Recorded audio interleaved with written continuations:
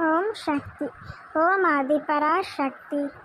என் அன்பு குழந்தையே, உன்னை தேடி உன் அன்னை வந்துவிட்டேன் செல்லமே, என் தங்கமே. உன் வாழ்க்கையில் நீ ஜெயிப்பதற்காக, உனக்கு மிகப்பெரிய ரகசியத்தை சொல்வதற்காக உன்னை தேடி உன் அன்னை வந்திருக்கின்றேன் என் தங்கமே.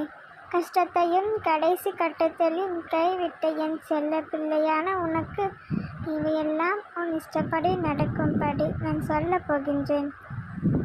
உன்னை எதிர்த்து யாருமே இல்லை என்றால் உன்னுடைய பலம் என்னவென்று எனக்கு தெரியாமல் போயிருக்கும். அதனால்தான் உன்னுடைய கண்ணெதிராகவே இதைகளையும் துரோகிகளையும் நானே உருவாக்கினேன்.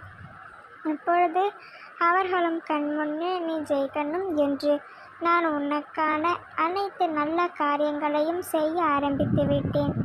இனிமேல் நீ அவர்களை காட்டிலும் மேலோந்த போகின்றாய் என் தங்கமே. அன்பிற்காக ஏங்குவர்களை நிகழ்வித்து சுயநலம் இருக்காது என்பதைப் போலத்தான் வெற்றிக்காக ஏங்கிக் கொண்டிருக்கும் உன்னுடைய மனதில் ஒரு பொழுதும் எந்த ஒரு கஷ்டமும் கவலையும் தங்கக்கூடாது என்று நான் நினைக்கின்றேன். என் அன்பு பிள்ளையான நீ உண்மையான நல்ல குணத்தோடும் மனதோடும் பாசத்தோடும் நீ ஏங்கிக் கொண்டிருக்கின்றாய் என்று எனக்கு நன்றாக தெரியும். அதனால் நீ எதற்கும் கவலைப்பட வேண்டிய அவசியமில்லை. எப்பொழுதும் உன் அம்மன் இருக்கின்றேன். அன்போடும் பாசத்தோடும் அனைவரிடமும் வழங்குகிறாய். மிகப்பெரிய அளவில் எந்த ஒரு சுயநலமும் கொண்டு உனக்கு கிடையாது. அதனால்தான் நீ தெய்வத்தை தேடி போக வேண்டாம் என்று உன் அன்னை நானே உன்னை தேடி வந்து கொண்டிருக்கின்றேன். எதையும் கேட்காமலும் எதையும் யாரிடமும் எதிர்பார்க்காமலும் கொடுத்தால்தானே உதவிக்கு முன்பும் அழுவாதே என் தங்கமே.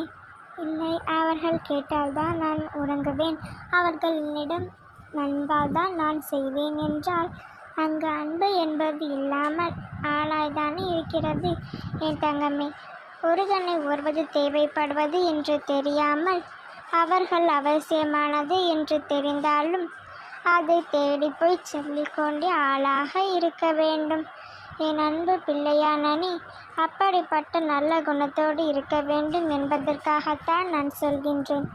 எந்த வெளியை செய்தாலும் மிகுந்த கவனத்தோடும் தேவைக்கு ஏற்பத்தோடும் தயவு செய்து இறைவனை தேவையில்லை செய்து கொள்ள விஷயம் நிச்சயமாக உனக்கு தேவையானதாக மாறும். இன்று நீ தேவை என்று நினைப்பது போல எதையாவது ஆசைப்பட்டு விருப்பப்பட்டு வாங்க வேண்டும் என்பது நினைத்தது கூட கூடிய விரைவிலேயே உனக்கு தேவையில்லாதாக மாறி மூளையில் கிடைக்கிறதானே. அதனால்தான் எதை வாழ வேண்டும் என்றாலும் எதை செய்ய வேண்டும் என்றாலும் ஒரு முறைக்கு பல முறை யோசித்து நீ செய்ய வேண்டும்.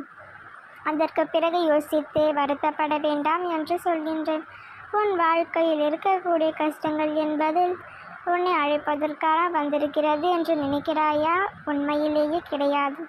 உன்னுடைய கஷ்டங்களும் பிரச்சனைகளும் துன்பங்களும் துயரங்களும் எல்லாமே உனக்கு இறைவனுக்குடைய ஆற்றல் விஷயம் பிரச்சனைகளையும் உனக்கு உணர்த்தி நீ தைரியமான வாழ்வினை ஜெயிப்பதற்காக பெறிக்கொண்டவள் என்று உன்னை உணர வைக்கத்தான் அத்தனை துன்பங்களும் உன் வாழ்க்கையில் வந்து சேருகிறது செல்லமே.